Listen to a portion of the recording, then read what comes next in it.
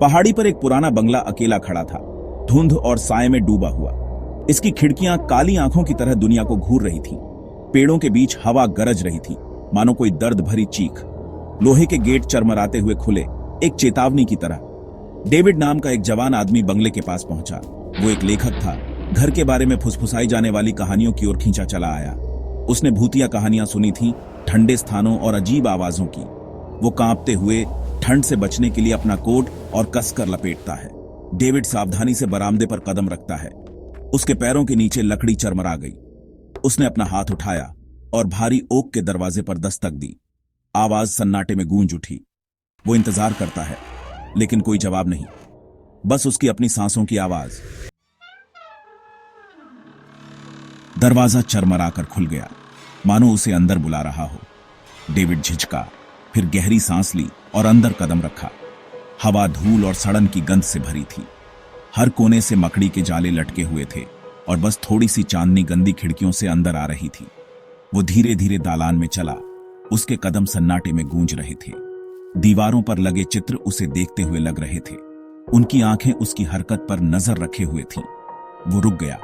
हवा में एक ठंडा स्थान महसूस किया, मानो कोई उसकी कब्र पर से चला गया हो। जैसे ही वो दालान के अंत तक पहुंचा, उसने अपनी आंख के कोने से कुछ हिलता हुआ देखा। उसकी नजर के किनारे पर एक परछाई दिखाई दी, फिर गायब हो गई। वो जल्दी से मुड़ा, लेकिन वहां कुछ भी नहीं था। वो अकेला था, या था।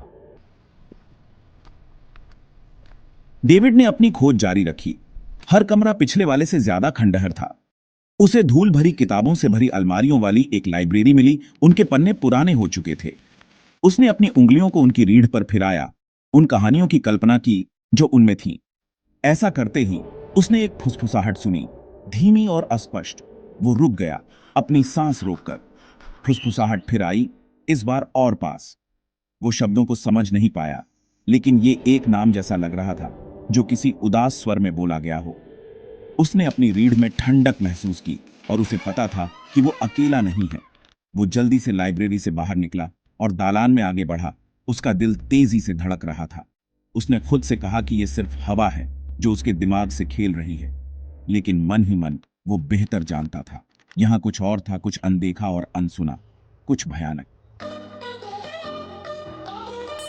उसे एक बड़ा बॉलरूम मिला, जिसका कभी पॉलिश किया हुआ फर्श अब धूल और मलबे से ढका हुआ था। एक झूमर छत से लटका हुआ था। उसके क्रिस्टल फीके और बेजान थे। वो लगभग संगीत की धीमी आवाजें, हंसी और बातचीत की गूंज सुन सकता था। ये जगह कभी जिंदगी से भरपूर थी। यहाँ क्या हुआ था? उसे एक छिपा हुआ कमरा मिला, जिसकी दीवारें फीके रेशमी वॉलपेपर से ढकी हुई थीं। कमरे के बीच में एक छोटी सजी हुई मेज रखी थी और उस पर एक अकेली पीली पड़ चुकी तस्वीर रखी थी। ये उदास आंखों वाली एक खूबसूरत युवती का चित्र था। उसने उसके साथ एक अजीब सा रिश्ता महसूस किया, एक लालसा और दुहक का एहसास। उसे पता चला कि उसका नाम लेडी एलेनोर था, जो घर की पूर्व मालकिन थी। कहानी ये थी कि वो बुरी तरह मर गई थी, टॉवर के ऊपर से गिरकर। कुछ लोगों ने कहा कि ये एक दुर्घटना थी, लेकिन दूसरों ने बेईमानी की बातें की, एक ईर्ष्यालु प्रेमी या एक तिरस्कृत प्रेमी की। एक अजीब सी मजबूरी से प्रेरित होकर डेविड टूटती हुई सीढ़ियों से टॉवर के ऊपर चढ़ गया।